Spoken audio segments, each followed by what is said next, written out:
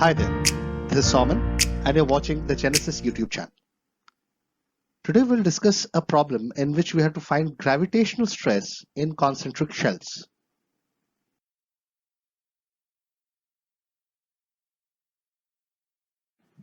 The problem goes like this.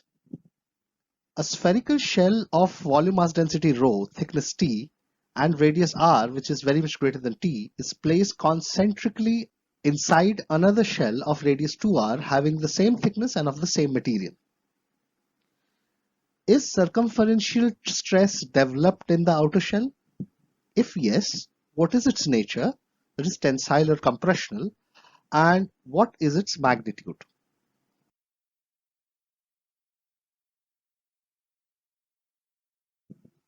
This is the answer. I suggest you pause the video and try to get this answer on your own.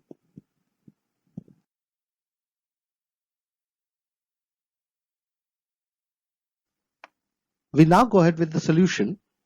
The solution is a bit tricky, but there are a few things which you have to first understand clearly in order to be able to solve this problem. Now, the first thing, suppose we have a shell, and now if I isolate a small portion, this blue marked portion, and if I call it part 1 and the rest of the shell as part 2. Now you know that the field, gravitational field due to the shell at any point outside is inward, like this, shown by the green arrow. Now think of this small part 1.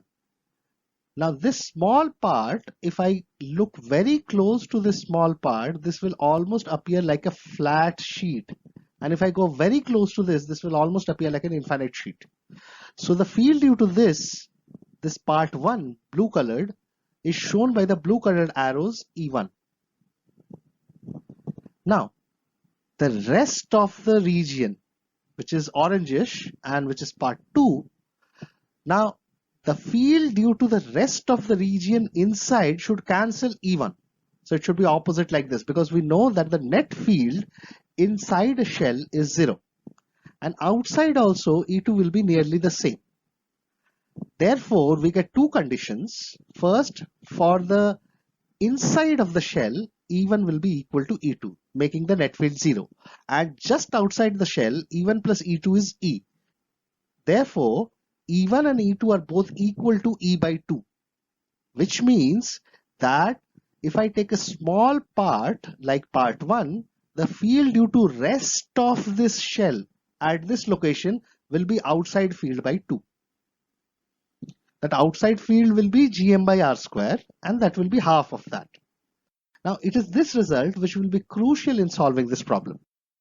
Another thing that I hope you should be able to prove, if sigma is the mass per unit area of the shell, then this sigma is rho into T, where T is the thickness, and if T is very small, then we can write sigma is equal to rho into T.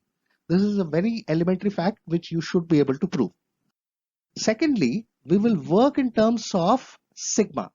And in terms of sigma, the field due to a shell at any point outside is given by 4 pi sigma g capital R square by small r square. Capital R is the radius of the shell and small r is the distance from the center. That is, if this is the shell, this radius is capital R, and we are talking of field at a point outside like this.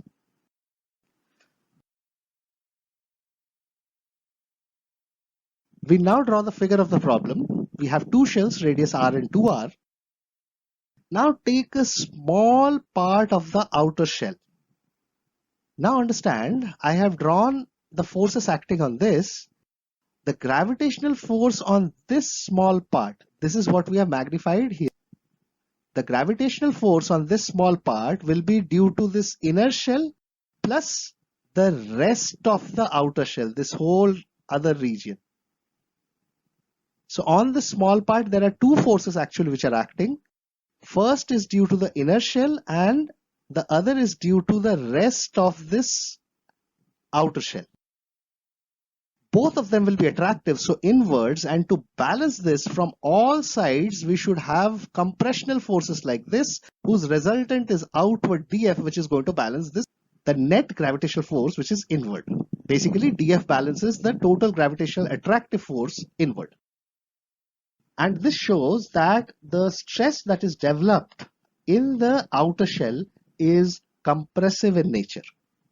So our basic equation will be equating dF to this green force that we have shown, which is basically the force due to this internal shell plus rest of the outer shell. Let's say this area is dA. Now this shows the equation. Now let us first understand how we have written this equation. Now force, you know, is field into mass. So now the force due to the inner shell at this location will be field at this location.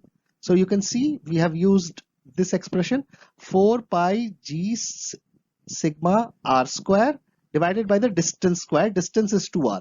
From here the distance is 2r. This multiplied by sigma dA. Sigma dA will be the mass of this small part. Sigma dA will be the mass of this small part. Now field due to the rest of the large shell. Field due to the rest of the large shell.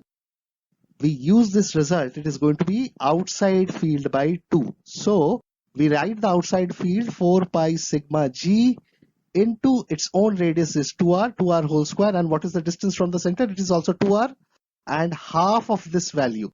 Most students miss out on this half factor. This half factor is what most people miss out on. So half of the field for the whole outer shell is the field due to this remaining shell at the location of this small part. So this field into the mass is the force acting. Now since the rho is same and the T is same for both the shells, the sigma is same for both the shells. So I have not written here sigma 1, sigma 2. And just take dA onto the other side and simplify. You will get this as the answer.